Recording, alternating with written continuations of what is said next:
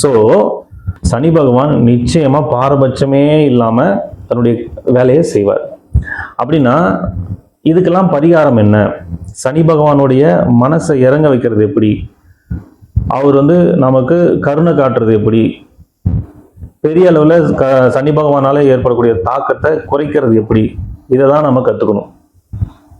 உங்கள் ஜாதகத்தில் சனி பகவான் நலனில் இருக்காரோ, இல்லை வக்கரமாக இருக்காரோ, ரொம்ப கெட்ட இடத்துல இருக்காரோ, எப்படி இருந்தாலும் சரி, நம்முடைய கர்ம வினைகள் எதுவாக இருந்தாலும் சரி, இல்லை இந்த ஜென்மத்தில் நம்ம நிறைய பாவம் பண்ணிட்டோம் அப்படி இருந்தாலும் பரவாயில்ல, இதுக்கப்புறம் சனி பகவானால நம்ம பெருசாக பாதிப்புக்கு உள்ளாகக்கூடாது அப்படின்னா நம்ம என்ன செய்யணும்? இப்போ இந்த ஸ்கூல்ல அந்த பசங்க கிளாஸ்ல சண்டை போட்டுட்டு, இல்லை டேபிள் உடைச்சு, இல்லை ஏதோ ஒரு இல்லீகல் ஆக்டிவிட்டி ஏதோ ஒன்று பண்ணிட்டாங்க, ஏதோ ஒரு தப்பான விஷயம் பண்ணிட்டாங்க அப்படின்னா, இப்போ ஹெச்எம்கிட்ட கூட்டிட்டு போகும்பொழுது அந்த தப்பு செஞ்ச அந்த ஒரு மாணவன்,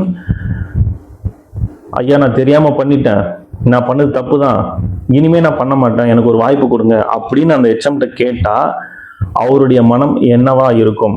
மனநிலை என்னவா இருக்கும்? இப்ப அந்த பையன் பண்ண தப்பை பொறுத்து தான் அவன் மன்னிப்பு கேட்டாலும் அவங்க மனசு இறங்குறாங்களா இறங்கலையான்றது பொறுத்து இருக்கு.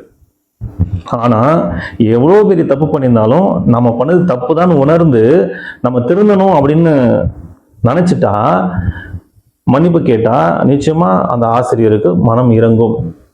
அந்த ஆசிரியருக்கு மனம் இறங்குதோ இல்லையோ, சனி பகவானுக்கு மனம் இறங்கும். அப்படின்னா நம்ம மன்னிப்பு கேட்கணும். நம்ம செஞ்ச தவறுக்கு நமக்கு தெரிஞ்சோ தெரியாமலோ நிறைய தப்பு பண்ணியிருப்போம். அதுக்கு முதல்ல மன்னிப்பு கேட்கணும், உணரணும். ஐயோ நம்ம பண்ணது தப்பு தான், இனிமே நம்மளால எந்த பாவமும் நடக்கக்கூடாது அப்படின்னு நம்ம உணரணும். அந்த உணர்வோட மன்னிப்பு கேட்கும் பொழுது நிச்சயமா இப்ப அந்த ஆசிரியர் அவனுக்கு பனிஷ்மெண்ட் கொடுக்கணும்னு நினைச்ச அந்த லெவலை விட மன்னிப்பு கேட்கும் பொழுது கொஞ்சம் குறைச்சு கொடுக்கலாம். இதே இடத்துல ஆமா பண்ண என்ன இப்போ அப்படிதான் பண்ணுவேன் அப்படின்னு சொன்னா அந்த ஆசிரியருக்கு என்னவா இருக்கும்?